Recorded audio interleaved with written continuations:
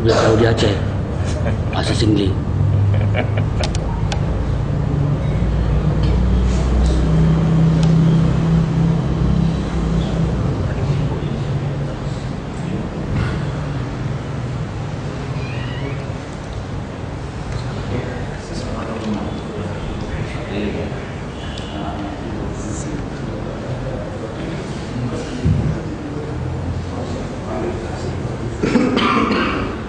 Assalamualaikum warahmatullahi wabarakatuh.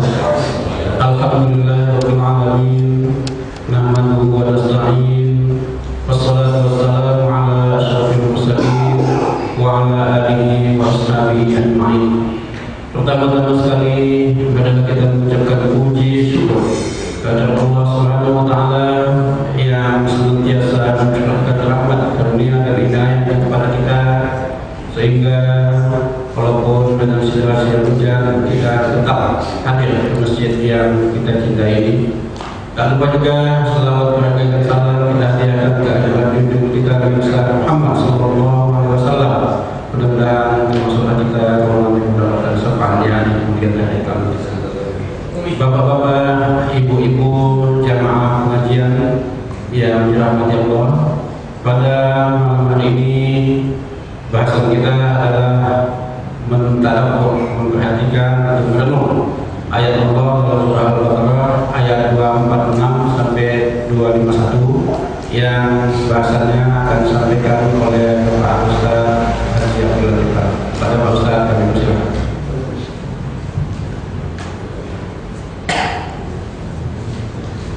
Bismillahirrahmanirrahim. Assalamualaikum warahmatullahi wabarakatuh. Alhamdulillahirabbil alamin wassalatu wassalamu ala asyrafil anbiya'i wal mursalin wa ala alihi wa sahbihi ajma'in. Qala Allah fil Qur'an, a'udzu billahi as-sami'il 'alim minasy syaithanir rajim. Bismillahirrahmanirrahim. Wa qatilu fi sabilillahi wa'lamu anna Allaha samii'un 'alim. Dan berperanglah kamu sekalian di jalan Allah, dan ketahuilah Allah Maha mendengar dan Maha mengetahui. Man dzalladzi yuqridu Allaha qardan hasanan fayudha'ifahu lahu 'adha'afan katsira. Wallahu yaqbidu wa yabsut wa ilaihi turja'un. Siapa yang mau memberi pinjaman kepada Allah, pinjaman yang baik, maka Allah akan melipat gandakan pembayaran kepadanya dengan lipat ganda yang banyak. Dan Allah menyempitkan dan melapangkan rezeki kepadanya lah kamu dikembalikan.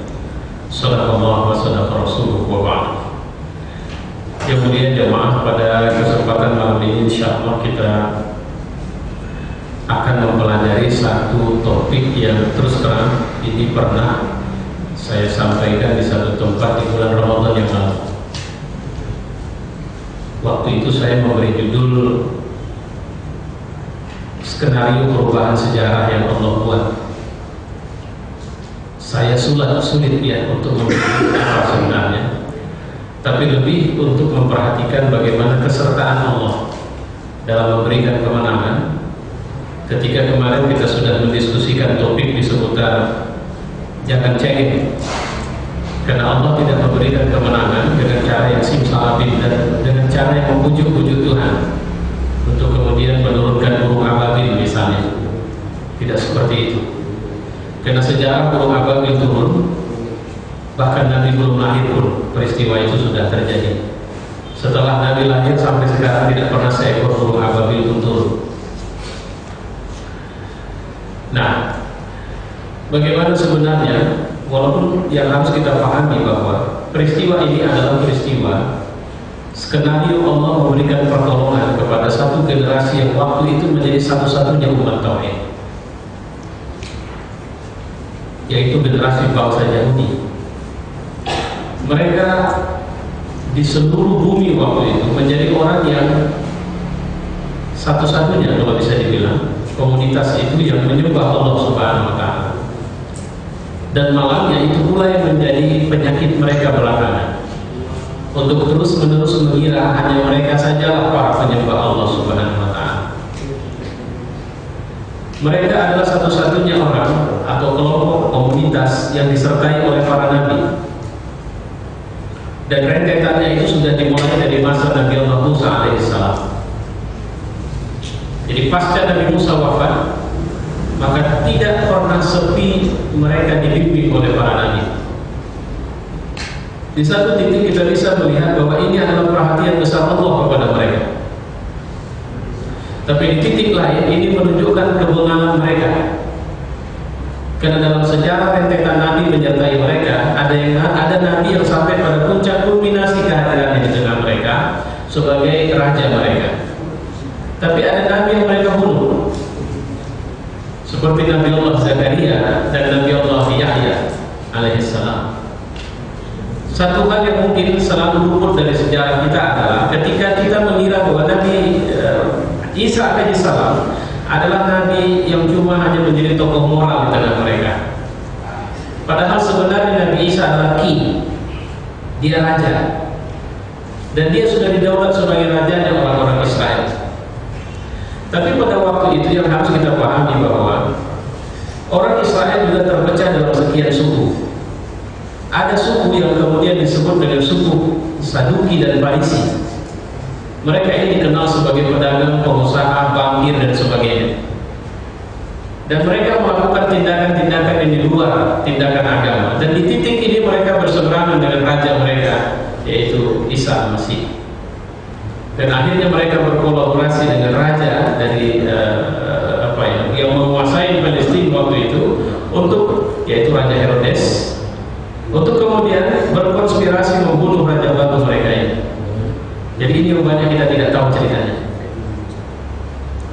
Dan apakah gerakan moral saja? Tidak, karena Al-Masih bersama 12 pengikutnya dan pengikut-pengikut yang lain itu sering melakukan razia. Kalau saya bayangin kayak FPI sekarang.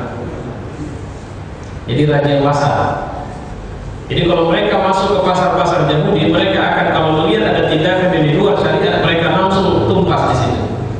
Dan itu yang membuat rasa tidak suka para pedagang, para pengusaha, orang-orang kaya waktu itu.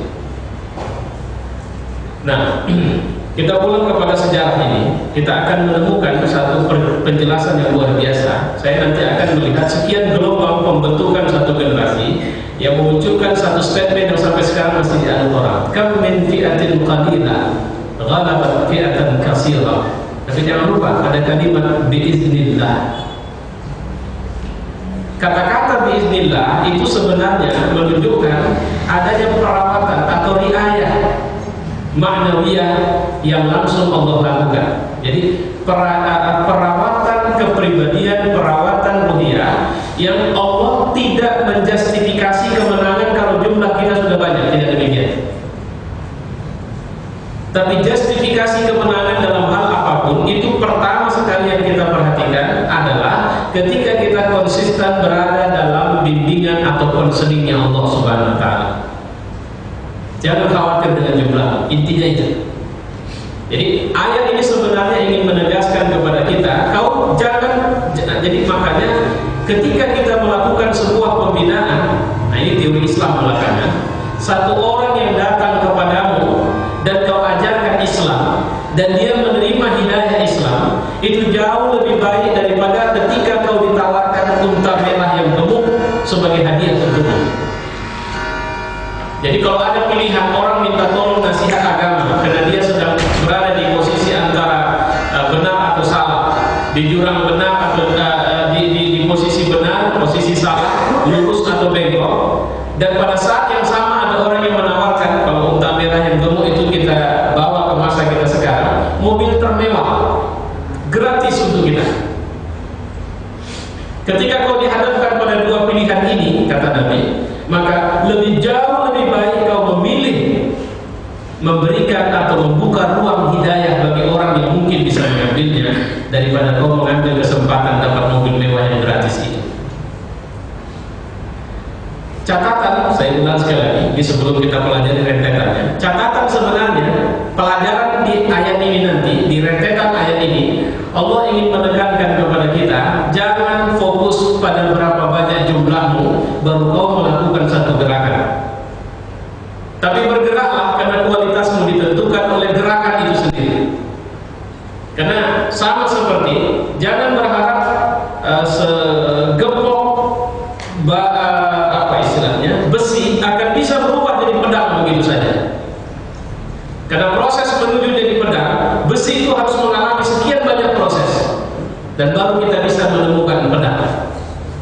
Jangan berpikir bahwa kemudian tiba-tiba ada nasi yang kita bisa makan, karena nasi yang mau datang jadi makanan itu mengalami sekian banyak proses. Di titik inilah sama seperti penyakit. Makanya ketika ada orang berobat ke sana, berobat kemari, berobat ke sana, di saat dia fokus dan mengira bahwa dokter itulah yang memberikan obat, maka Allah tidak akan menyembuhkan dia. Ya, dokter memberikan obat, tapi prerogatif kesembuhan itu ada sama Allah. Dan itu sudah dinyatakan Allah dalam Quran. Makanya sebenarnya kuncinya bukan kepada dokter mana kau pergi, tapi siapa yang kau yakini bisa menyembuhkanmu. Maka jangan heran ketika menemukan ada orang yang menghabiskan uang begitu banyak untuk berobat, sementara penyakit yang sama, orang yang berbeda hanya dengan memegang air putih dan berharap kepada Allah Subhanahu wa Ta'ala, atau kemudian membiasakan sholat tahajud, atau kemudian membiasakan zikir, akhirnya dia juga mendapatkan kesembuhan. Karena berobat itu adalah wilayah usaha. Dan aku mau melihat usahamu seperti apa. Imanu fasayarallahu amalahu. Berbuat, Allah akan lihat. Dan jemaah, ada yang menarik dari rentetan ini. Kisah ini dimulai dari rencana besar yang dibangun oleh suatu komunitas besar yang waktu itu merasa terzalimi. Kita bisa melihat dari ayat 246. Alam tara ila al-mala'i min bani Israil min ba'di Musa. Apakah kamu tidak memperhatikan pemuka-pemuka Bani Israel sesudah zaman Musa? Idh qalu li nabiyyin, ketika mereka berkata kepada nabi mereka, lahu mub'as lana malikan. Mereka bilang sama nabi mereka, utuslah kepada kami seorang nabi. Tolong garis bawahi ya. Masyarakat Yahudi dari dulu sampai sekarang adalah masyarakat yang sangat konsisten memegang teguh agamanya, benar atau salah. Mereka tidak berani keluar dari ruang ini. Kesalahan mereka terjadi adalah ketika pemuka-pemuka agama mereka memberikan justifikasi atas kesalahan mereka sebagai sebuah kebenaran. Contoh, para pemimpin agama mereka mengatakan bahwa orang di luar kita itu adalah sekelas lebih rendah dari binatang. Tidak berdosa jika kita membunuh manusia di luar, manusia yang bernama Yahudi atau bangsa Yahudi. Tidak berdosa jika memperkosa orang Yahudi, orang selain Yahudi. Tidak berdosa merampas harta orang selain Yahudi. Itu kenapa mereka melakukan pembersihan demi pembersihan rumah-rumah orang Islam, dibayar atau tidak dibayar. Kalau membayar kami bayar, berapa kau mau jual. Kalau tidak bayar kami akan paksa kau pulang keluar dari sini. Kenapa? Karena kami tidak berdosa jika kami mengusirmu dari tanahmu sendiri. Itu ideologi yang mereka terima. Dan itu tidak dibangun secara politis. Itu dibangun dengan justifikasi agama. Nah, itu yang harus kita garis bawahi. Maka kenapa mereka ingin menghancurkan Masjidil Aqsa? Jawabannya sederhana, karena mereka tidak ada peduli. Ya, bagi mereka Masjid Aqsa itu bukan masjid, bukan tempat ibadah, tapi di bawah Masjid Aqsa itulah tempat ibadah yang untuk mereka. Dan mereka tidak tertarik dengan darah air mata yang tumpah dari orang-orang Islam, karena bagi mereka orang Islam itu tidak ada harganya. Bagi mereka satu Yahudi lebih berharga dari seluruh manusia. Dan itu justifikasinya dari pemimpin-pemimpin agama mereka. Lihat yang menarik di sini.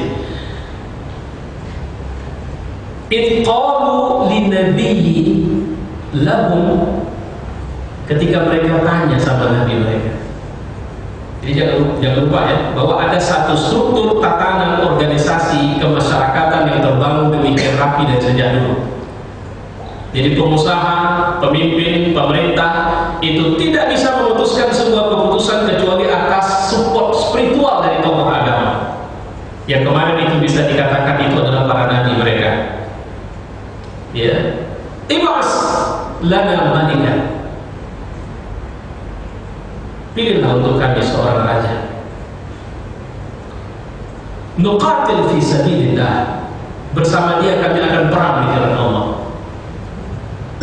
Teori yang dibangun oleh Theodor Herzl ketika melakukan konferensi besar Yahudi di Basel, Swiss, adalah sebuah teori yang sebenarnya menyatupadukan kepentingan politik dan agama. Makanya Yahudi adalah satu-satunya negara yang basisnya adalah agama sekaligus politik.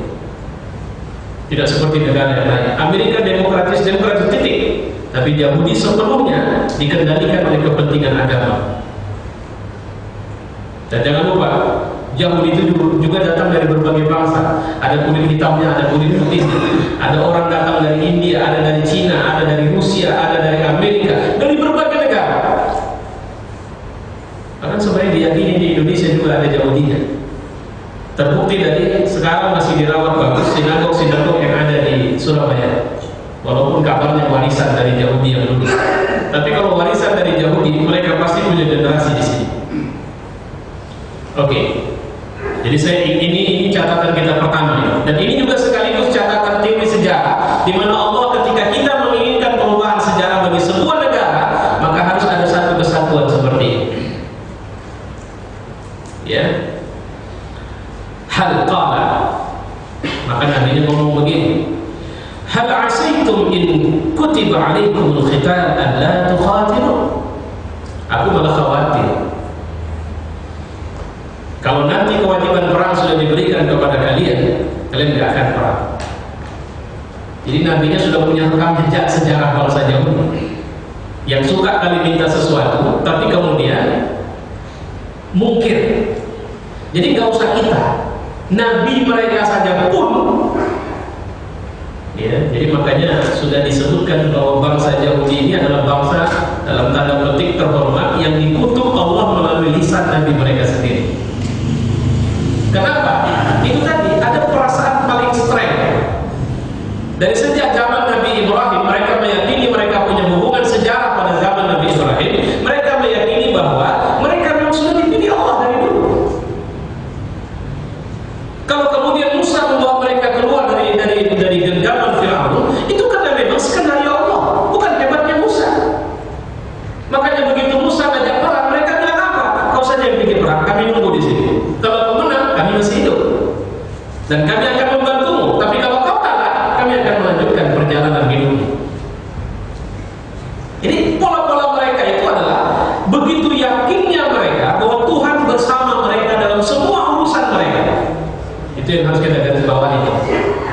Ya. Dan pelajaran ini sebenarnya adalah sebuah pelajaran. Allah ingin menyertakan kita. Tadi ada broadcast saya baru saya kirim ke BBM. Salah satu yang kemudian merespon diskusi sepanjang jalan sama saya tadi setelah ini adalah seorang teman saya yang beragama Kristen. Jadi itu broadcast itu saya kirim ke semuanya. Dan yang merespon dia bahwa yang Ustaz bilang itu yang saya hadapi dalam hidup saya. Setiap yang saya inginkan faktanya berbeda dan saya harus bekerja di luar apa yang saya inginkan. Panjang cerita. Atas kemudian saya mengatakan bahwa sebenarnya keyakinan mula yang bisa mendorongmu untuk bekerja dalam hidupmu. Dan keyakinan itu adalah keyakinanmu pada Tuhanmu, karena Tuhanmu yang menghadirkanmu di sini. Inilah sebenarnya dosis yang dimiliki oleh orang Yahudi itu. Dosis apa? Dosis meyakini Allahu ma'ana. Itu yang dikasih Nabi sama Abu Bakar pelajaran kita yang lalu. La tahzan innallaha ma'ana. Tapi malangnya orang Yahudi memutus sebab-sebab kehadiran pertolongan Allah, sehingga apapun yang mereka buat, mereka yakin Allah menyertai mereka, sehingga mereka tidak begitu peduli dengan Musa. Kenapa? Musa kira-kira begini, kau hadir di tengah kami bukan karena kau, tapi karena Tuhan yang sayang sama kami. Jadi tidak ada hebatnya kamu. Teori ini kemudian kita ubah dalam keyakinan kita bahwa kita harus yakin Allah menyertai kita dalam semua kebaikan yang Dia mau, yang Dia sampaikan melalui para nabi, khususnya Nabi Allah Muhammad SAW. Jadi tidak ada cerita, tidak ada alasan bahwa kalau kita ingin menjadi benar dalam hidup kita, hanya ada satu pegangan, hanya ada satu modul hidup, yaitu Al-Quran. Saya pernah mengatakan, coba belajar Qul huwallahu ahad, Allahus samad. Ketika kita bilang Allahus samad, itu sudah buat tenang sebenarnya. Saya mohon maaf ya, kemarin ada satu ada satu orang yang saya ingin menghindari untuk ketemu, tapi saya terpaksa, tidak ada lagi cara untuk bisa ketemu, harus ketemu. Saya sudah jalan ke tempat yang dia mengatakan ketemuin aku di situ. Dalam perjalanan saya nggak tahu dia Tuhan, sepertinya ini berakibat buruk nanti. Tapi saya minta kepada Kau paling mampu, kasihlah aku cara agar akhirnya pertemuan ini batal. Saya menunggu hampir 1 jam di tempat itu. Saya telepon tidak diangkat dan sebagainya. Terakhir jawab dengan mengatakan, mohon maaf tadi ada masalah pada saya sehingga saya tidak bisa hadir di pertemuan itu. Saya dengarnya bukan marah, tapi alhamdulillah. Kenapa? Karena artinya apa? Ada wilayah yang sebenarnya di wilayah ini la tahzanillah ma'ana. Jangan takut, Allah bersama kita.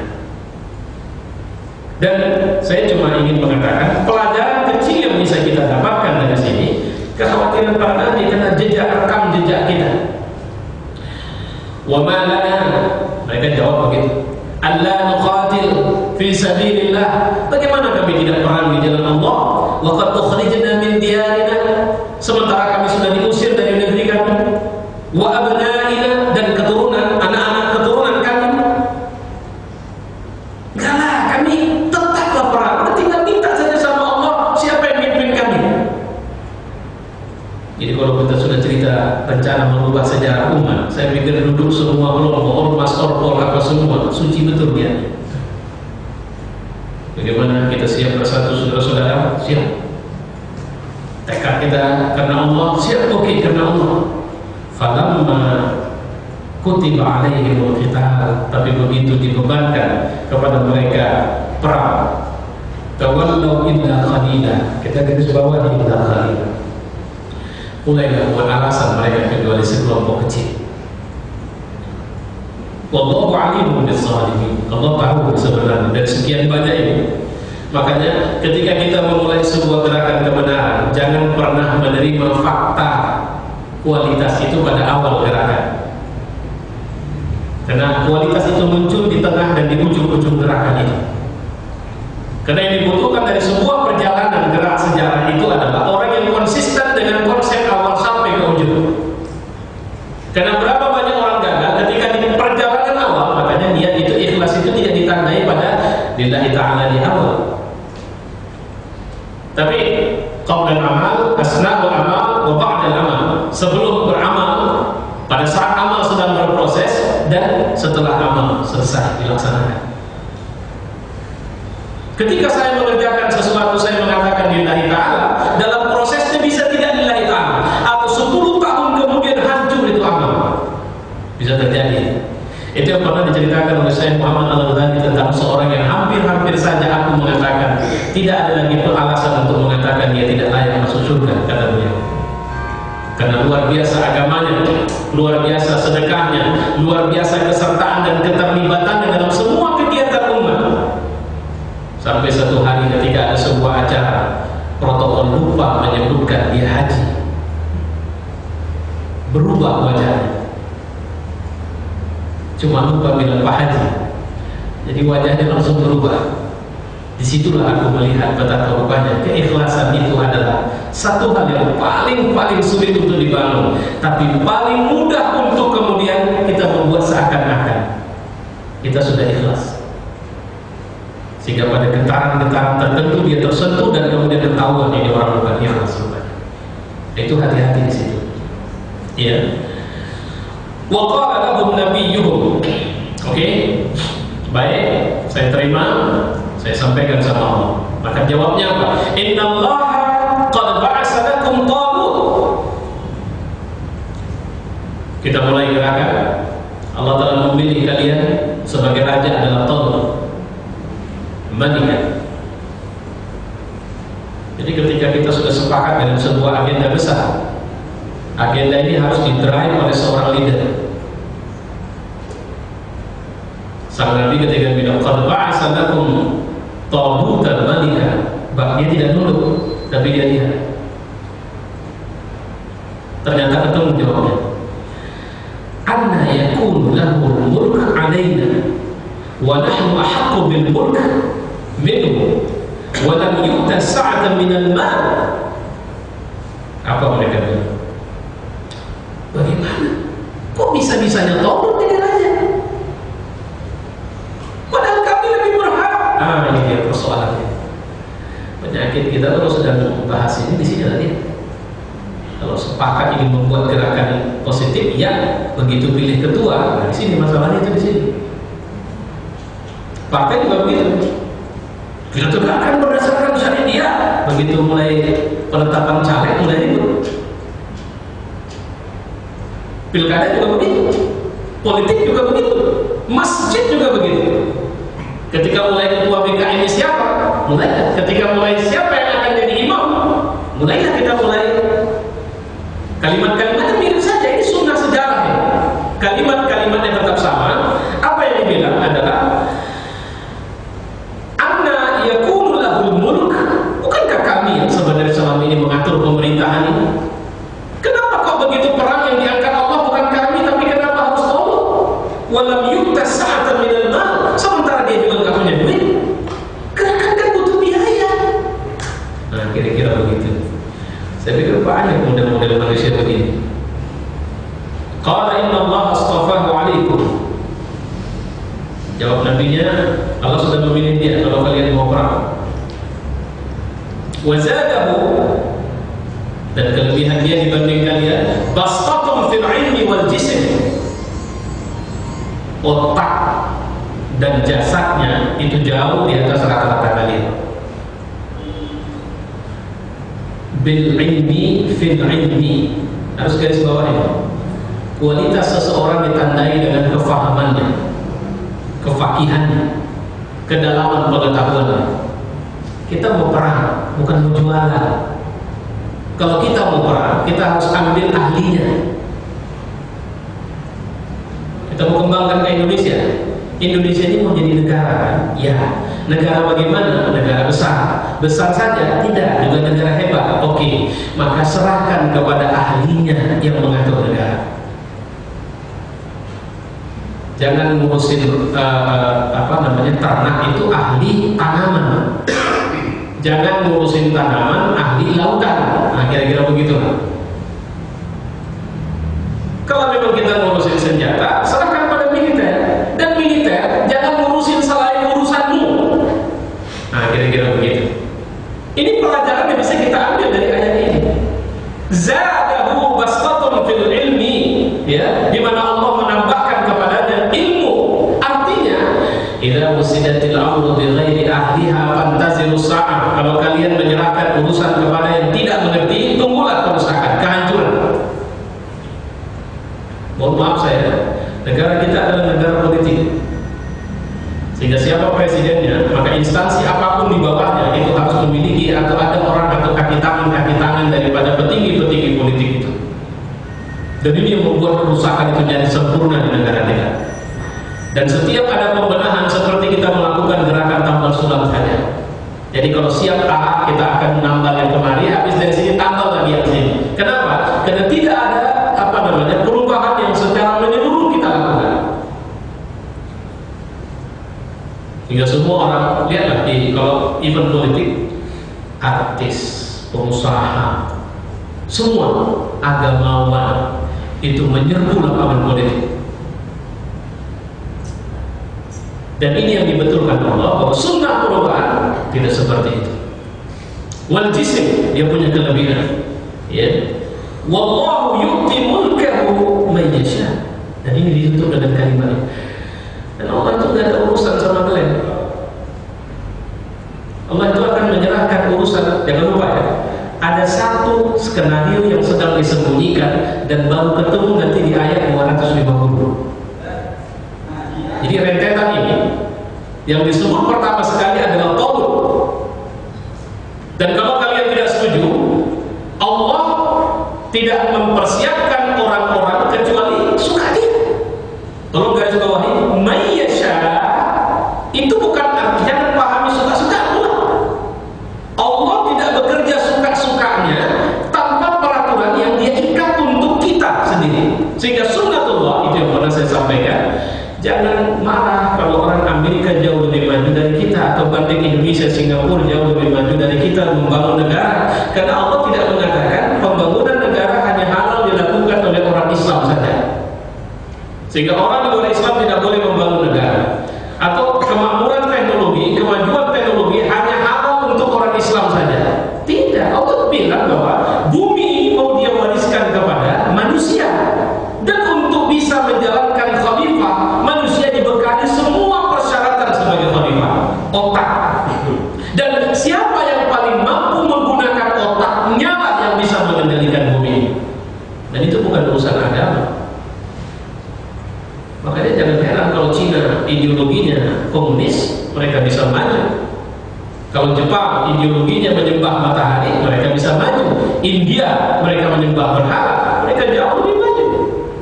Amerika mereka tidak peduli agama, mereka jauh lebih maju dari kita. Rusia dia berwibawa, mereka jauh lebih maju dari kita. Walaupun mereka bilang mereka tidak percaya Tuhan misalnya. Sementara kita yang percaya Tuhan, problem kita tidak bisa keluar dari miskin, bodoh, sama bertengkar. Jadi kalau miskin aja udah parah juga, ini udah miskin, bodoh kan? Sudah bodoh, suka bertengkar. Ya. Jangankan ngurusin yang di luar sana, maaf cakap, ngurusin masjid saja kita suka bertengkar. Saya kemarin ada ngisi satu pengajian di satu masjid, yang imamnya salah betul, salah fatal saya bilang kalau baca ayat. Terakhir dibetulkan oleh jamaah, apa jawaban imamnya? Kita beda guru. Saya bilang, guru siapa pula lagi? Ini guru gaji dari mana kau dapat mengajarkan bacaan Al-Quran seperti itu? Jelas-jelas dia salah, tapi ada keangkuhan untuk mengakui kesalahan. Nah, ini bahaya. Ya, baik. Jadi, wallahu yu'ti mulkahu man yasha, wallahu wasi'un alim. Ini skenario pertama. Mau tidak mau mereka sepakat. Karena awalnya mereka tahu betul restu Allah adalah kemenangan untuk mereka. Dan sekarang Allah sudah restu menyerahkan Talut memimpin mereka. Baik, kita masuk ke yang kedua. Wa qala lahum nabiyyuhum inna ayata mulkihi ay ya'tiyakum at-tabut fi sakinah. Sudahlah, kalau kalian tidak percaya tanda bahwa dia ini raja kalian, dia nanti akan memulangkan tabut. Tabut itu adalah satu tempat, di dalamnya ada loh yang berisikan tulisan Ten Commandment yang diterima oleh Nabi Musa di Bukit Tursina. Ya. Wa baqiyatun mimma taraka alu Musa wa alu Harun tahmiluhu al-malaikah. Dan sisa dari peninggalan keluarga Musa dan keluarga Harun di mana tabut itu dibawa oleh malaikat. Inna fi dzalika laayatan lakum in kuntum mu'minin. Sekarang terserah kalian. Kalau memang kalian terima, ini tandanya. Kalau tidak, sudah kalian keluar dari situ. In kuntum mu'minin. Ada satu ayat tentang kita. Ini tentang Yahudi kan? Tentang kita.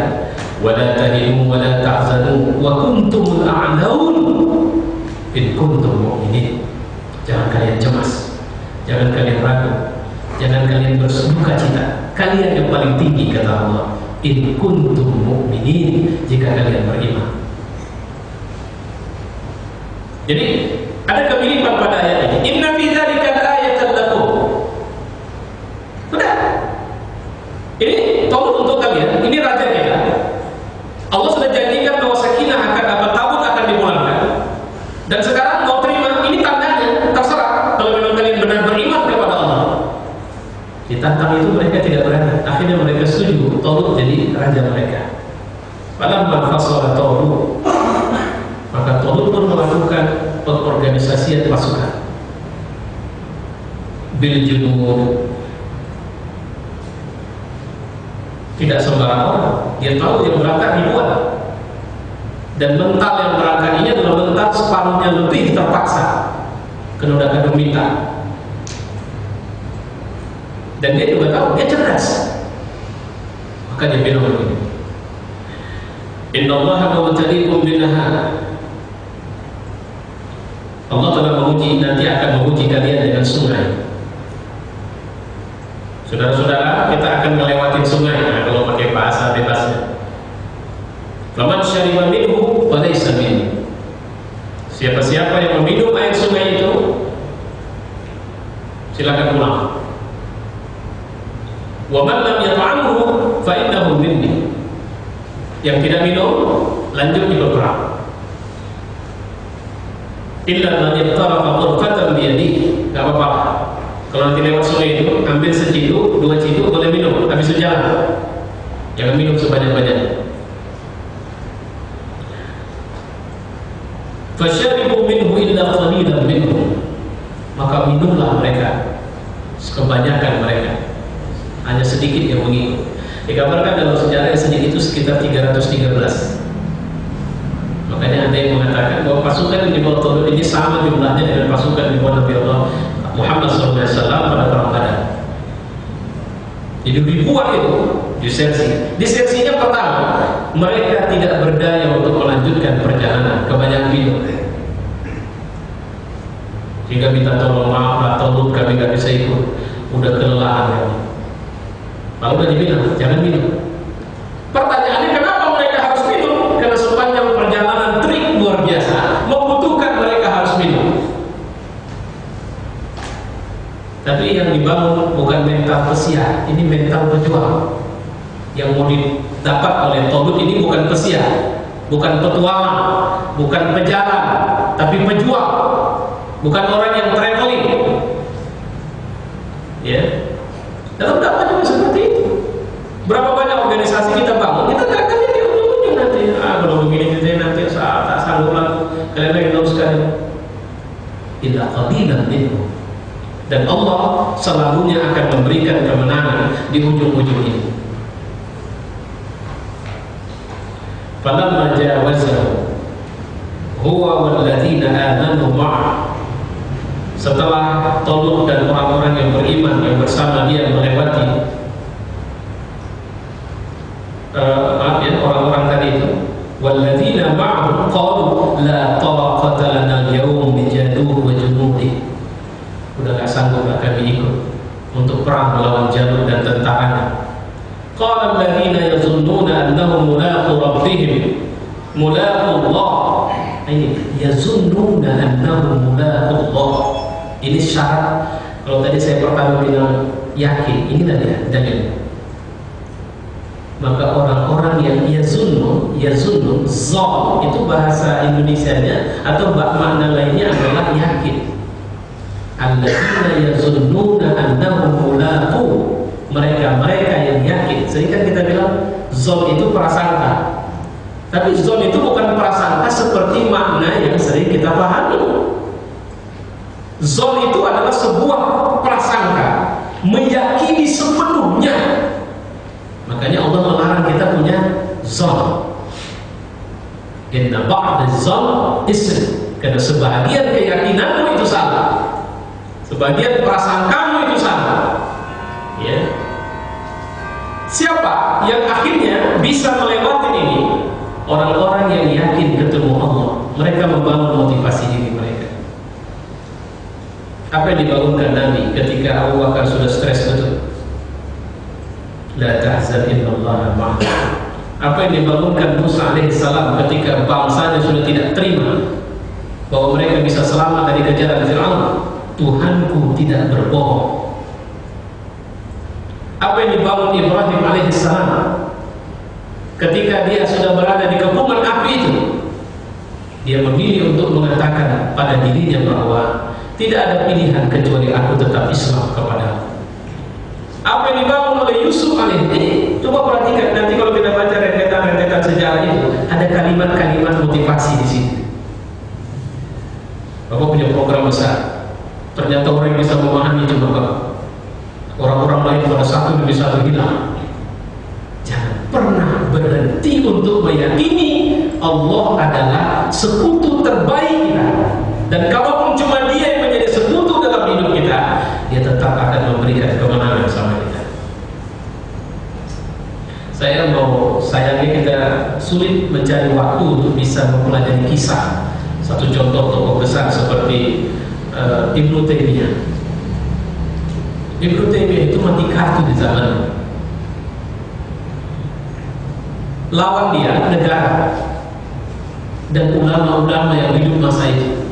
Dia masuk penjara bukan karena sebab dia melakukan kesalahan, tapi dia kontroversi dengan para ulama.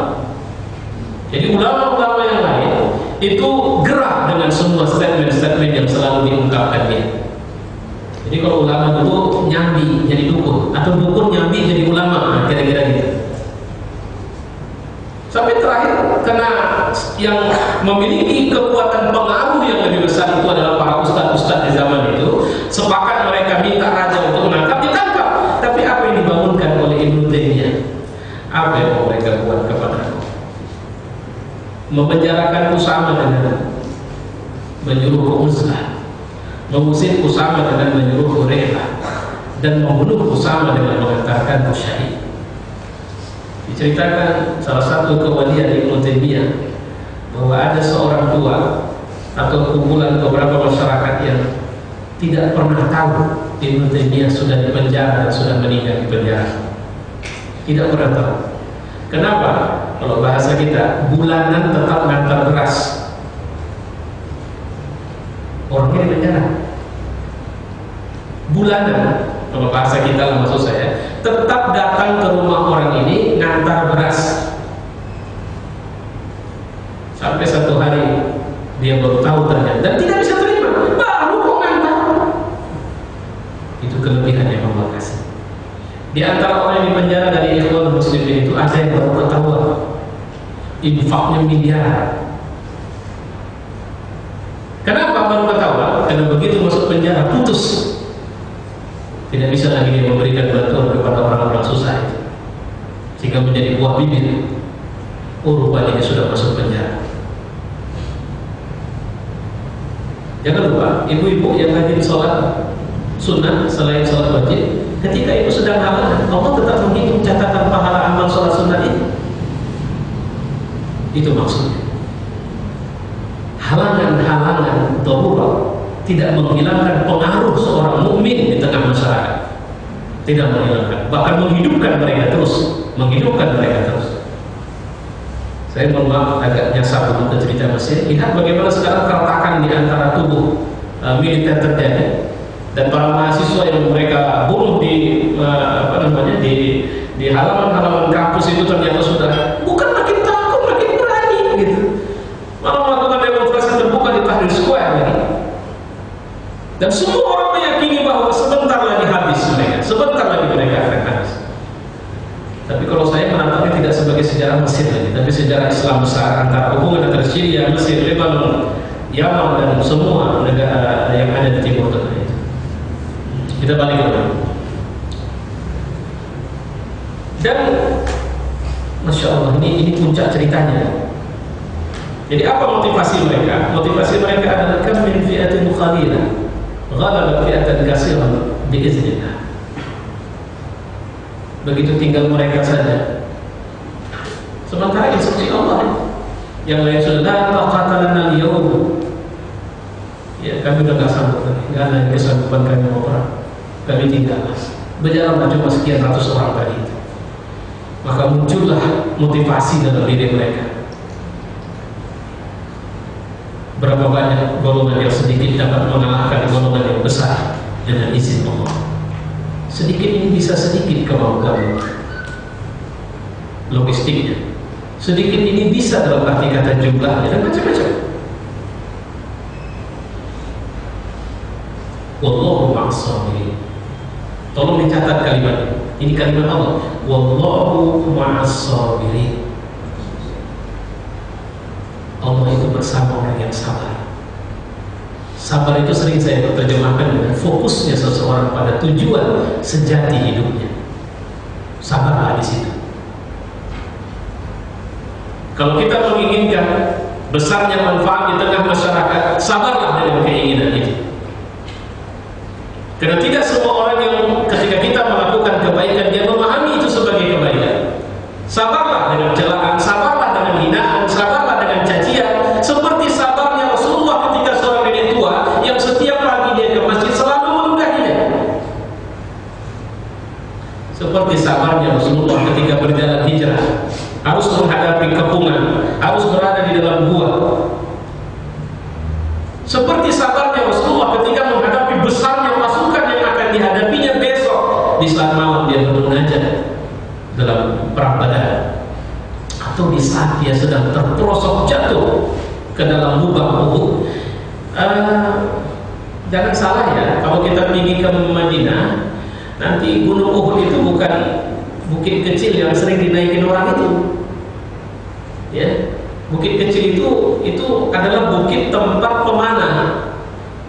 Jadi waktu itu Nabi mengkonsentrasikan para pemanah itu di bukit itu. Yang namanya Gunung Uhud itu adalah gunung yang berbaris. Uhud itu artinya bukit barisan. Makanya Jabal Uhud dia gunung-gunung yang menyatu menjadi satu, maka disebut dengan Uhud. Makanya kalau mau tahu, Nabi pernah bilang kalau kalian ikut mensolatkan jenazah, maka kalian akan mendapat pahala satu khirat emas. Kalau kalian setelah mensolatkan ikut mengantarkan ke kubur, maka kalian akan mendapat pahala 2 khirat emas. Para sahabat bertanya, ya Rasulullah, apa itu khirat? Khirat adalah seperti Jabal Uhud. Pemandu saya terakhir menceritakan Jabal Uhud ini Ustaz, ini sepanjang sekitar 8 km. Ya Allah, saya pikir coba bayangkan emas cuma menyolatkan jenazah, emas sepanjang 8 km dengan setinggi itu. Dan Nabi masukkan pelosok itu di Jabal Uhudnya, bukan di bukit pemanah itu. Ya. Dan setenang itu Nabi. Ya Allah, saya sudah pernah menceritakan ya heroik situasinya. Bagaimana kemudian jangan lupa itu pedang-pedang orang kafir itu udah langsung mau nebas Nabi beberapa. Nabi sudah tidak berdaya. Kasarnya baju besinya sudah bergeser sehingga ini bahagian yang di sini kan ini bahagian apa nih? Ini naik kemana sana? Dan ini nancap. Semula hanya dijaga oleh 2 orang. Hampir-hampir saja Nabi terbunuh. Dan kemudian berlarilah beberapa orang dari bawah terus mengejar ke arah Nabi, dan orang Quraisy yang mau membunuh Nabi tadi itu mereka hadang. Dan ada seorang Nusaybah, kalau saya tidak silap, seorang perempuan yang semula dia kerja di dapur itu maju ke front terdepan membela Nabi. Abu Ubaidah bin Jarrah dan beberapa sahabat utama seperti Abu Bakar pun akhirnya mengepung Nabi dan tidak memberikan ruang gerak bagi orang kafir untuk bisa menyerbu Nabi. Pertempuran sudah berlangsung jarak dekat, tinggal membunuh Nabi.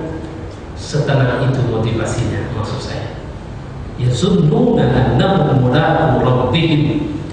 Itu garis bawah. Jangan pernah berhenti setelah kita meyakini bahwa kita akan bertemu dengan Allah Subhanahu wa taala. Seberat apapun hambatan itu. Oke. Kita lanjut. Kalimat mereka selanjutnya, walamma barazu li Jalut wa junudihi. Tatkala mulai nampaklah tentara Jalut, qalu. Nah ini dia. Ini senjata yang kalau tadi wilayahnya yazunnuna annahum mulaqu rabbihim, itu wilayah keyakinan. Maka kuatkan keyakinan itu dengan perkataan yang tidak menuduh Tuhan. Rabbana afrigh 'alaina sabra, ya Tuhan, penuhilah kami dengan kesabaran. Sabar dalam harta itu beda dengan sabar punya harta, dengan sabar dalam perang itu berbeda, kata Imam Al-Ghazali. Kalau sabar dalam perang itu harus muncul dalam satu wujud akhlak, namanya adalah syaja'ah. Jadi akhlak sabar dalam perang. Jadi sabar itu punya turunan lagi. Jadi wallahu ma'as sabirin, Allah bersama orang yang sabar. Sabar dalam perang itu muncul dalam bentuk syaja'ah. Syaja'ah itu apa? Berani, tidak takut mati, tidak kedar ketika badanku lebih kecil dari badan dia, atau tidak seperti perkataan seorang munafik yang ketika pasukan mau berangkat ke Mu'tah dia pakai alasan, ya Rasulullah, sebenarnya aku bukan tidak mau perang, ingin kali nyari, cuma kau kan tahu kelemahanku ya Rasul. Kelemahan gimana? Ya, kau kan tahu betul aku gak bisa nengok perempuan cantik. Itu orang-orang Rom kan cantik-cantik perempuannya ya Rasul. Aku tidak mau imanku terganggu kalau pergi perang. Bagus betul dia mengemaskan ya. Jadi kan kalau perang dulu kan bawa istri, bawa anak perempuan gitu. Jadi ketengokku ujungnya terganggu apa keikhlasanku dalam perang. Makanya lebih bagus aku gak ikut perang ya Rasul. Itu ada orang munafik begitu. Ya. Jadi sabar ketika belajar ilmu, seperti sabar Ali bin Abi Thalib itu dikenal orang yang awalnya kabarnya banyak menghafal Quran. Lantas dia minta izin, dia orangnya sangat pemalu. Minta izin tanyakan sama Rasul gimana cara supaya bisa hafal Quran. Maka dijawab, saya menemukan dalam satu riwayat, jangan putus tahajud.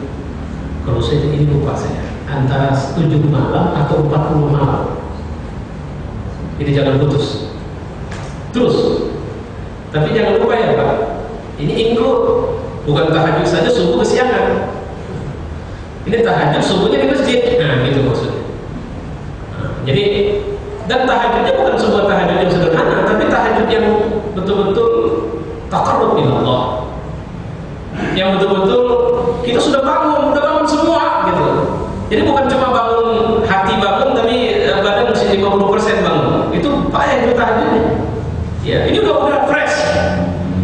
Dan kita memulai dengan lillahi ta'ala. Nah, kalau saya yang paling saya ingat sekitar 1 minggu 7 hari saja berketerusan, maka Allah akan memberikan pencerahan berfikir kepadanya, dan itu dirasakan oleh Ali dan dia mengakui itu. Dan setelah itu aku mudah menghafal Al-Quran. Ini contoh-contoh kebahagiaan sebenarnya. Jadi sabarnya seorang penuntut ilmu adalah dia tetap bersungguh-sungguh di situ. Sabarnya seorang dengan kekayaan, dia tidak memiliki sifat kikir, bakhil atau apa. Sabarnya seseorang dengan jabatan seperti belajar dari umat atau belajar dari orang-orang besar, atau seperti Abu Ubaidah yang ada jadi gubernur. Ketika Umar datang, Abu Ubaidah, karpet dudukmu ini sepertinya sudah harus diganti. Apa jawab Abu Ubaidah? Ya Amirul Mukminin, bagiku yang paling berharga di rumah ini adalah pedangku dan tempat makanku. Selebihnya semua akan pentingnya. Wibawamu sebagai gubernur bukan ditandai pada karpet bagusku, tapi pada pelayanan yang memberikan kepada rakyat. Aku kan belajar darimu juga sih, kira-kira gitu.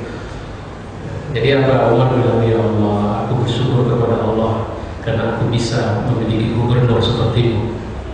Gitu. Pemahaman besar. Baik, kita lanjutkan. Fahazamuhum biiznillah. Jadi sebelum situ, Afriq alaina sabra wa sabbit aqdamana, ya Tuhan, teguhkan kaki kami supaya kami jangan lari. Kenapa? 313 ini dikabarkan menghadapi 3000 lebih. Makanya Allah sudah ingatkan sama kita, teori jumlah tidak berlaku. Jangan pakai ukuran itu. Pakai ukuran kita serius enggak nih? Makanya sekarang seringkali saya juga lelah juga ketika kita berjuang oleh Ta'ala ya, tapi berapa duit kita punya? Astagfirullah. Sekarang kalau urutan pertama adalah uang, repot. Tapi urutan pertama adalah yakin nggak memang kita bekerja untuk Allah? Lillahi Ta'ala yang semua? Ya tapi lillahi Ta'ala kan kita butuh duit. Itu nanti nggak usah dibahas. Allah akan kirim biaya hidup atau biaya perjalanan dakwah ini sama kita. Caranya, ya Allah bekerja dengan caranya kita bekerja. Kita konsisten saja kerjakan pekerjaan kita. Allah akan mengirim sesuai dengan keperluan kita. Titik. Sayangnya, ini kan wilayah yakin. Itu yang saya bilang di pelajaran 2 pekan yang lalu. Yakin itu nggak bisa la syak. Apa istilahnya?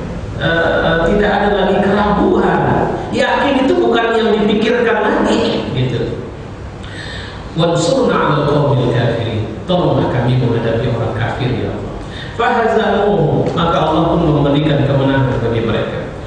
Nah, di sini ada momentum luar biasa. Wa qatala Dawud Jalut. Ada nama yang disebut-sebut dari awal. Allah tidak sebut-sebut. Ketika ditanya siapa rajanya, tahu? Allah tidak ceritakan. Ada sebuah skenario besar, maka perubahan sejarah Allah tidak butuh siapa yang kita persiapkan, karena Allah lebih tahu siapa yang akan Dia munculkan. Dan pastilah dari orang bertakwa dan steril dan tidak diduga oleh manusia. Siapa menduga Nabi Muhammad jadi nabi? Abu Jahal makanya tak beriman, dia kena tak percaya, tak terima dia itu. Kenapa harus Muhammad? Kenapa bukan Walid bin Mughirah? Kenapa bukan Rabi'ah? Kenapa bukan aku? Kenapa harus Muhammad? Siapa yang menduga Saduki Farisi adalah dua suku terkenal 600 tahun sebelum Nabi lahir itu? Tapi kenapa Nabi Isa lahir dari suku, para Nabi lahir dari sukunya SNS, yang mereka tersisih tinggal di pegunungan-pegunungan batu? Urusan Allah. Dan siapa Daud? Rekod sejarahnya tidak disebut-sebut di tengah mereka. Tapi Allah akan membesarkan dan memberikan kemenangan kepada orang yang rekod sejarah hidupnya Allah kenal. Itu harus digarisbawahi. Jangan berpikir untuk membesarkan diri di hadapan makhluk ketika Allah tidak ridho. Maka upaya untuk membesarkan diri dengan cara-cara makhluk itu bisa Allah hentikan suka dia kapan saja. Dan Indonesia telah memberikan pelajaran itu sama kita. Coba lihat, jelek. Nah ini tadi cuma gak enak juga. Dulu kalau udah sebut menteri pendidikan siapa namanya, hafal cepat. Sekarang belum hafal dengan menteri. Makanya tidak ada lagi pelajaran untuk menyebut siapa nama menteri anu, cari di sekolah mana itu ada. Kalau dulu masih ada 5 tahun menteri itu ya 5 tahun. Evaluasinya setelah 5 tahun. Bukan kemudian dipengaruhi oleh sekian banyak mulut, kemudian terjadi perubahan. Lihat ini. Dalam 313 itu sebenarnya bahasanya Daud ini adalah wakil dari 300-an orang yang sudah dimulai dari ketika mereka minta datangnya seorang raja untuk memimpin mereka perang. Daud telah melalui semua proses itu sebenarnya. Jadi tidak ada alasan untuk menyebut Daud adalah orang asing. Karena mereka adalah orang-orang pilihan dan Daud Allah pilih di antara mereka. Ya. Dan secara mengejutkan dia yang membunuh Jalut. Wa atahullahu mulk, atahullahu mulk, dan dia diberikan posisi sebagai raja, wal hikmah, dan kemampuan kebijakan. Bapak-bapak, hikmah tidak muncul begitu saja. Saya ulangi sekali lagi, Daud ini muncul dari sebuah proses tarbiyah rabbaniyah, pendidikan yang dilakukan oleh Allah. Dari sejak mereka memilih raja mereka, melewati sungai, berhadapan dengan pasukan Jalut, dan kemudian akhirnya bertempur dan dia membunuhnya. Maka Allah telah menitipkan hikmah. Hikmah tidak muncul dari ruang kelas, tapi hikmah muncul dari orang yang bergelut dengan peristiwa demi peristiwa hidup dan dia konsisten dengan Allah. Jadi orang bijaksana itu bukan orang yang lahir dari kelas. Saya belajar filsafat, lantas kemudian saya filosof, tidak demikian. Orang bijaksana itu lahir dari fakta-fakta hidup. Ya, yang kemudian di fakta-fakta hidup itu dia konsisten lillahi ta'ala.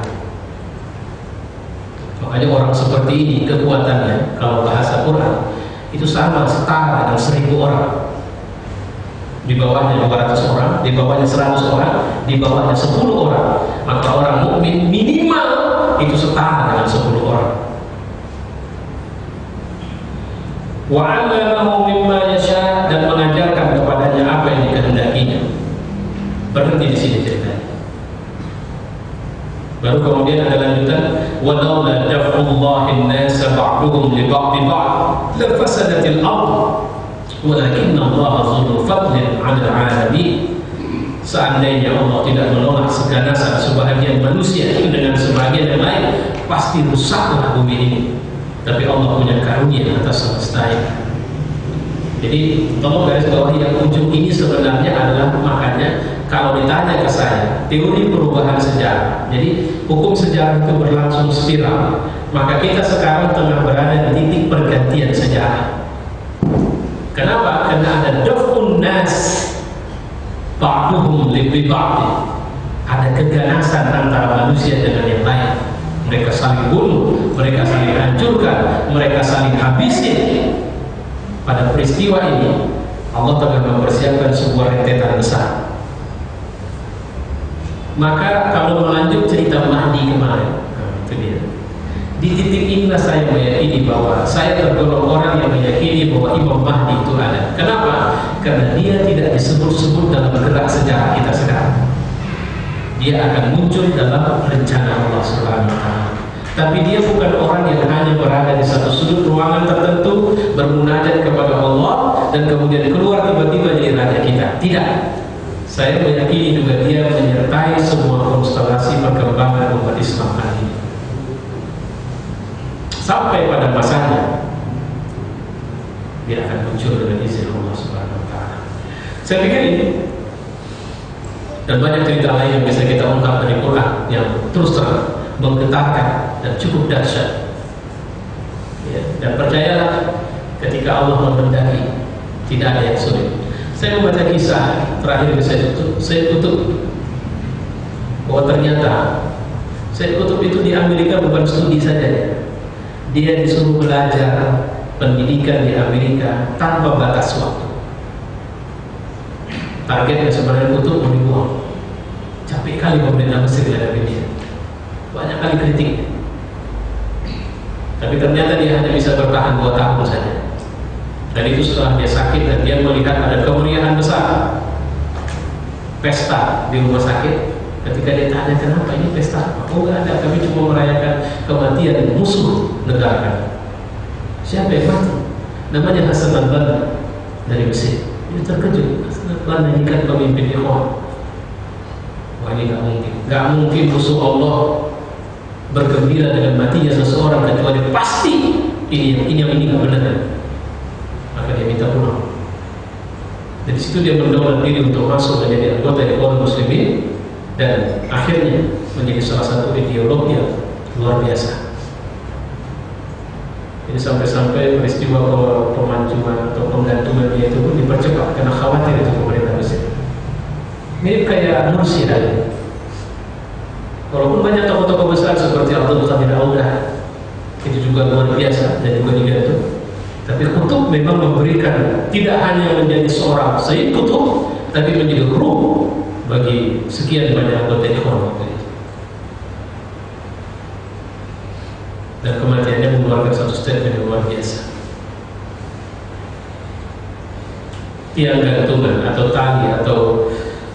tali gantungan ini bagiku seperti lambayung bidadari surga, yang jika kalian mau merebutnya, maka kalian harus bertarung dan punya kekuatan keyakinan seperti yang aku punya. Itu dia ucapkan ketika dia tanya, apa kalian mau gantikan posisiku? Ya, semua pada siap menggantikan. Oh enggak, enak kali lah, aku udah capek dapatkannya, kok kalian pula yang gantikan? Nah, kira-kira gitu. Jadi kematian pun diperebutkan oleh mereka. Ya. Jadi ketika dia naik ke situ, seorang laki-laki yang biasa ustaz jelang eksekusi itu nasihatin supaya baca syahadat, itu dan dia marahin lagi. Kau ajar ya aku satu kalimat yang karena mempertahankan kalimat itulah aku di sini. Sementara karena kau jual kalimat itu maka kau di sana. Ya Allah, sakit karena sebenarnya rendah kali orang yang begitu. Dan sekarang berapa banyak orang yang berada di posisi. Makanya jangan pernah khawatir. Allahumma. Walaupun memang fakta hidup sering membuat kita goncang, jatuh, stres. Tapi kalau sudah pulang kemari kita harus bisa bangkit sebenarnya. Allah besar. Assalamualaikum warahmatullahi wabarakatuh. Demikianlah tadi tausiah atau ceramah yang disampaikan oleh Ustaz Latifkan, yaitu mentadabur surah Al-Baqarah mulai dari 246 sampai 251 yang sudah menjadi keyakinan kita untuk lebih menetapkan iman kita melaksanakan. Kepada bapak-bapak, ibu-ibu yang ingin bertanya masalah ayat tadi atau masalah yang lainnya, kami silakan dengan segala hormat.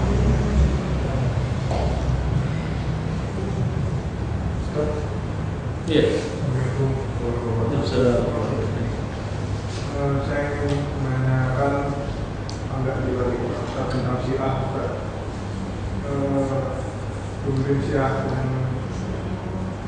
ini yang Jalaluddin Jalaluddin Rahmat itu sudah melakukan diri disalib nomor 1 PDIP. Itu gimana Ustaz? Aku menurut Ustaz tentang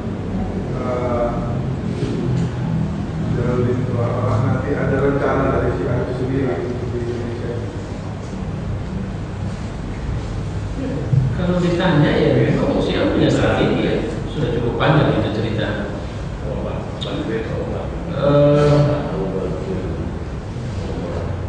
Dan sekarang mereka sudah terbuka.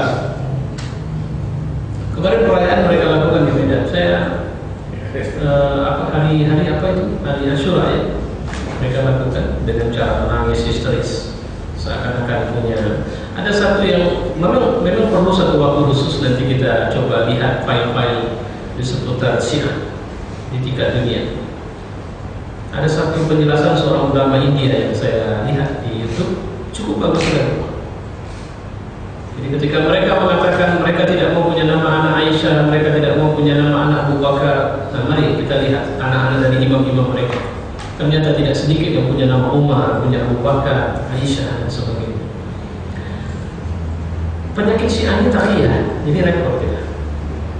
Taqiyah itu mirip nifaq. Dia nggak mau tunjukkan dia Syiah di tengah komunitas yang bukan Syiah, dan dia bisa membohongi kita waktu itu. Tapi ketika sekarang ini kenapa dia berani teriak-teriak? Karena jumlahnya besar dan skenario-nya sederhana. Skenario kami tertindas. Maka kemarin kasus sampah menurut saya dipolitisasi oleh mereka. Memang dikorbankan itu untuk kemudian digeneralisasi sebagai kasus kami. Sehingga pemerintah tidak berdaya. Dan ketika pemerintah tidak berdaya, mereka bergerak terus untuk melakukan tuntutan. Nah, ketika Hazanah kemarin meliput cerita Ghadir Qum, hari raya Ghadir Qum di salah satu tempat di Jakarta. Hasanah Trans TV apa? Trans 7 itu mereka demo gara-gara Trans 7 mewawancarai peserta yang ternyata sebagian besar peserta nggak tahu itu acara Syiah. Ada yang datang cuma ingin tahu, ada yang datang dengan diajak kawan. Mereka demo bisa-bisa. Saya alhamdulillah nyimpan itu rekaman Hasanah itu. Ya, saya ambil dari YouTube juga, ada dari YouTube itu. Ya. Saya pikir bolehlah kita jadikan PR ini. Kita perlu mengajikan ini untuk melihat. Terserah mau pekan depan boleh, tinggal sediakan infokus saja nanti. Saya pakai di sini saya simpan. Nanti infokus nggak usah pakai laptop karena ada alat ternyata sudah saya beli untuk dari sini ke apa. Kita lihat aja dulu file seperti apa Syiah. Maksud saya, seperti apa azan Syiah. Saya dulu waktu Ustaz Wahyudin Sarumpait, dia sekarang aktivis Syiah. Maka hati-hati. Ustaz Darwin Hasibuan, Ja'far Hasibuan, itu pernah saya bilang hati-hati itu. Jadi orang di luar sana tahu mereka pemenang internasional, Polri internasional. Tidak, itu yang katakan cuma kampus, satu kampus di sana. Strategi ini adalah strategi Syiahisasi seluruh dunia. Jadi mereka ini memang ada kolektingnya di Indonesia, kolektingnya di Malaysia. Nah, jadi dari Indonesia itu dulu awalnya Ustaz Wahyudin dulu sekarang di Jakarta beliau kabarnya. Orang Medan, ya dulu dari Syariah. Kabarnya sekarang sudah berada di kelompok Syiah. Allah semoga saya salah mendengar itu. Tapi setiap ada undangan dan untuk persoalan menang mereka bisa atur. Maka Ustaz Darwin saya bilang antum hati-hati, karena pasti antum ditawari kuliah yang sana. Iya Ustaz, boleh bawa anak, boleh bawa istri gratis. Biaya dikasih biaya. Targetnya itu, dan ternyata mereka memang masuknya dari situ. Nah itu yang hati-hati. Makanya kita terus terang ya sama kita Auri yang menang dalam lomba Quran internasional di Iran. Nah itu hati-hati kalau sudah bahasa itu. Karena memang dan hadiahnya juga besar-besar, bukan sedikit hadiahnya. Ratusan juta mereka dapat. Saya tanya langsung berapa hadiahnya dapat. Gitu. Dan dia cerita, Ustaz Darwin waktu itu cerita, pada waktu saya pulang di bandara, masuklah rombongan MUI yang belakangan ketahuan itu Syiah. Kemarin saya tanya sama humasnya MUI, Ustaz, benar nggak dia Syiah? Nah, Ustaz jangan salah, Syihab itu ada sekian. Jadi Syihab ada adiknya Korea Syiah, ada Syihab yang lain, nah yang saya khilaf siapa dia bilang itu yang Syiah. Gitu. Jadi ada Syiah masuk MUI juga, jadi pandai mereka. Diceritakan bagaimana di sana ada kuburan Fatimah, kapan Fatimah pergi ke Iran. Dan ada hadis-hadis palsu yang ditulis di dinding-dinding kuburan itu, siapa yang ziarah kemari akan mendapat pahala ini dan sebagainya. Terus terang, saya sendiri yang bicara dan Ustaz Wahyudin Sarumpait. Pada waktu beliau baru pulang dan saya bertanya tentang bagaimana Irak, dan dia berbicara dengan amat sangat terpesonanya waktu itu, bagaimana televisinya dan sebagainya.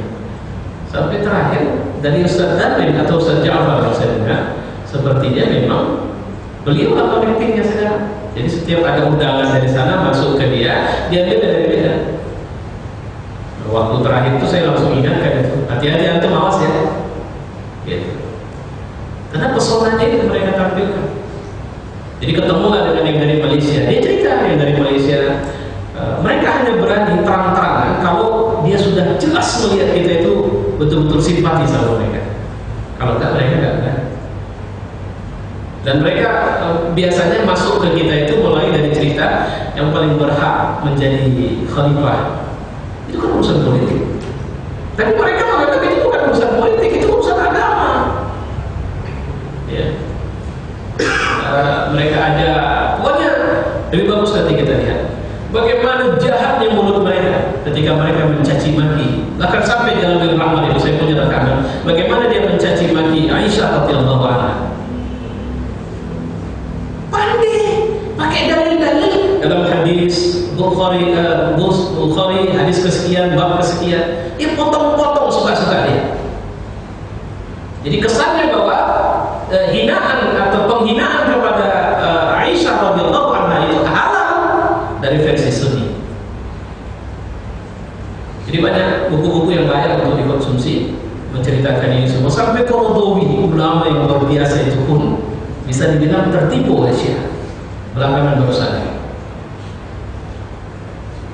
Makanya baca nanti fatwa Qaradawi itu sampai 4 tentang Syiah. Yang terakhir, nah itu dia bilang Hizbullah itu Hizbus Syaitan, bukan Hizbullah. Ya itu dia yang terakhir. Saya bilang udah semua dia apa? Udah dia puji habis sampai dia berseberangan dengan ulama Saudi dan dia anggap harus lihat realitas apa semua. Belakangan baru sadar dia.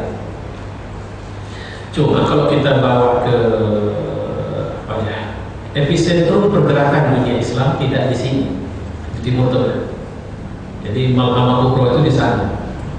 Cuma mereka sampai kemari karena ini adalah posisi negara yang paling. Jadi sejak kita punya Indonesia, ini paling lemah ya, pembelaan terhadap agama di masa pemerintahan yang sekarang paling lemah. Kalau mau dibilang sejak kita ada Indonesia, jadi Indonesia moral paling hancur itu sekarang.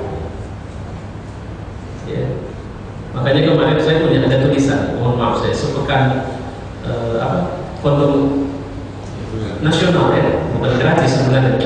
Jadi saya diskusi dulu dengan seorang dokter di dinas kesehatan melalui BBM juga, dan dia memberikan pembelaan habis kepada Menteri Kesehatan. Jadi pedoman itu terakhir saya tulis di Facebook. Ada yang menyarankan tulisannya jangan di sini Ustaz, kirim ke semuanya. Saya pikir biarin aja, ini kan isu sementara. Cuma saya bilang saya terdesak untuk kemudian ikut mengomentari. Ya. Nah, ketika saya di situ ada menulis bagaimana anak pelajar SMP dengan seragam melakukan perzinahan di sekolah, ditonton oleh temannya di sekolah, direkam dan sebagainya. Bukankah ini masalah besar? Jadi saya menghubungkan bahwa isu ini menunjukkan pertama kalau tidak kebodohan mereka terhadap agama, dan kedua, kegamangan mereka memahami moralitas bangsa mereka sendiri. Jadi ini menunjukkan kelemahan si pemilik kebijakannya. Boleh nanti cek di.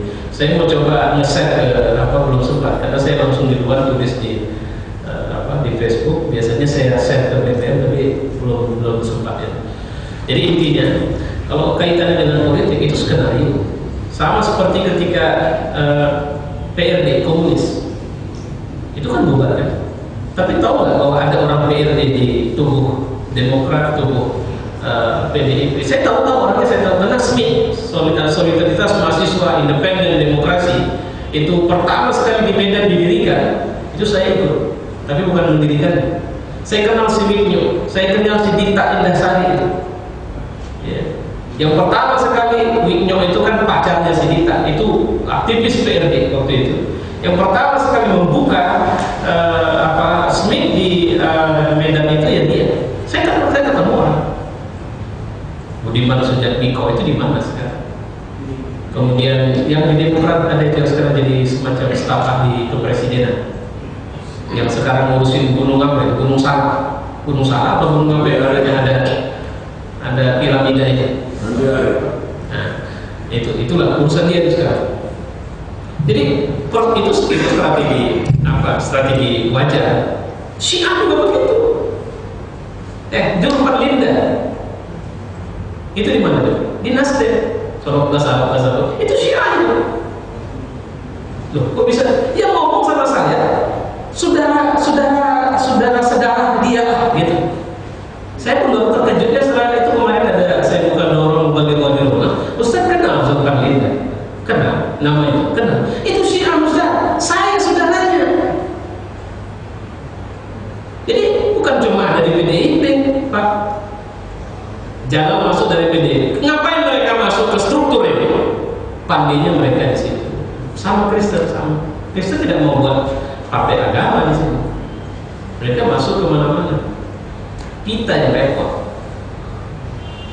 Makanya kalau ditanya nurani saya sebenarnya kita nggak butuh partai agama. Mohon maaf ya. Kenapa? Kita butuh masuk ke semuanya dan bergerak di situ semua dalam satu koordinasi yang sama. Mereka begitu. Sama kayak gerakan sosialis yang ada di media itu adalah Gunawan Muhammad. Yang masuk ke struktur pemerintah itu Gus Dur waktu itu. Jadi mereka nggak ketahuan, dia tetap ketua NU, yang satu tetap mimpin Tempo, yang lain mimpin LSM tertentu, tapi mereka punya satu kesatuan yang kalau bahasanya ada lingkopnya, ada halakohnya, ada pertemuannya untuk membahas update apa yang sudah dibuat. Jadi Syiah begitu. Dan itu strategi gerakan sebenarnya. Nah, cuma apakah ini kelebihan sekaligus juga kekurangan umat Islam? Terlalu pede buat apa? Humus Islam itu tadi. Sama kayak saya belum begitu pelajari sih. Cuma katanya bank Islam sama modal Ventura itu jauh lebih Islami modal Ventura. Nah, saya tidak tahu. Ada yang pernah ngomong begitu mas saya? Karena ada itu sebuah lembaga yang ternyata modal Ventura ini dia sudah di Amerika di berbagai negara-negara ini lebih diterima tanpa pakai bahasa-bahasa syariat, label-label agama. Karena intinya kan kalau dia hukum bisnis, jangan menipu, jangan riba, kemudian jangan menzalimi orang. Intinya 3 itu aja. Selebihnya silakan, tapi jangan tipu orang. Kedua, jangan ada unsur riba di dalamnya, dan ketiga, jangan menzalimi orang. Saya nggak tahu kemana arahnya, cuma kalau persoalan politik itu menandakan Syiah di Indonesia sudah mulai unjuk gigi. Komunitas di bawah itu komunitas tidak mengerti sebenarnya. Sama seperti Ahmadiyah. Ahmadiyah memang bukan zaman ini baru ada. Zaman Belanda sudah masuk Ahmadiyah ke Indonesia. Kalau kemudian kemarin diributin, itu dia ada kepentingan yang memang sengaja ingin membenturkan, memposisikan umat Islam Sunni, sehingga akhirnya sekarang kita nyebut kita Sunni. Karena udah ada Syiahnya. Dulu mereka belum berani bilang mereka Syiah. Gitu. Yang anehnya banyaklah kalau dibincang masalah mut'ah atau semuanya. Jadi Jalal itu gembongnya, semacam ketua Dewan Syuronya. Kalau buku, nah mereka pandai. Mizan itu awalnya dia kental kali Syiahnya, tapi begitu dia diributin dia apa istilahnya? Melakukan pembelahan sel. Mizan konsisten dengan keilmuan saja, maka muncul nanti Al-Bayan, Hidayah, itu penerbit anak cabang dia, anak perusahaan. Fatimah, Az-Zahra, ada Fatimah, macam-macam deh. Pustaka Hidayah. Nah, kemudian Syiah juga dia tidak konsisten dengan, karena dia sendiri tidak satu. Dia ada Syiah Sab'ah, ada Syiah Sittah, ada Syiah Isna Asyara. Dan kalau nggak mereka sukai, mereka bunuh kayak Ali Syariati. Ali Syariati itu Syiah yang mereka bunuh nih. Ya, Murtada Murtahamin itu filsuf ulama, itu mereka bunuh nih. Kenapa? Karena pikirannya dia tidak berpihak. Gitu. Allahumma shalli. Saya pikir perlu kajian khusus. Baik, ada lagi? Cukup ya? Kita doa. Alhamdulillahirabbil alamin, wassalatu wassalamu ala asyrofil anbiya'i wal mursalin wa ala alihi wa sahbihi ajma'in. Rabbana zalamna anfusana wa in lam taghfir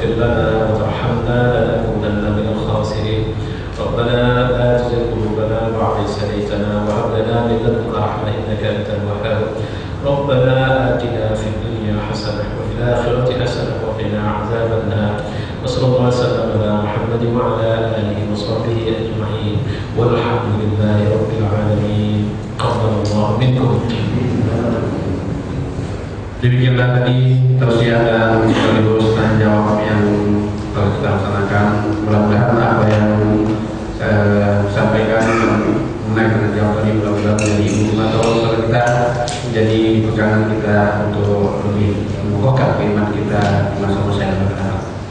Pada Ustaz kami ucapkan terima kasih dan bahagia kita mengucapkan alhamdulillahirabbil alamin. Assalamualaikum warahmatullahi wabarakatuh.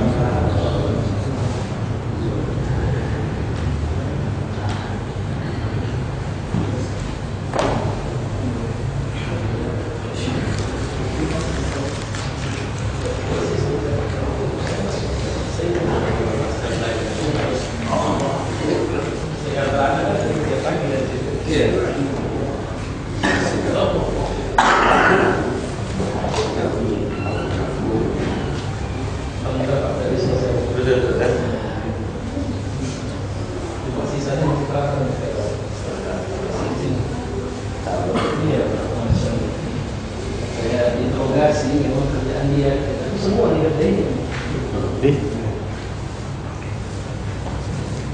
Memang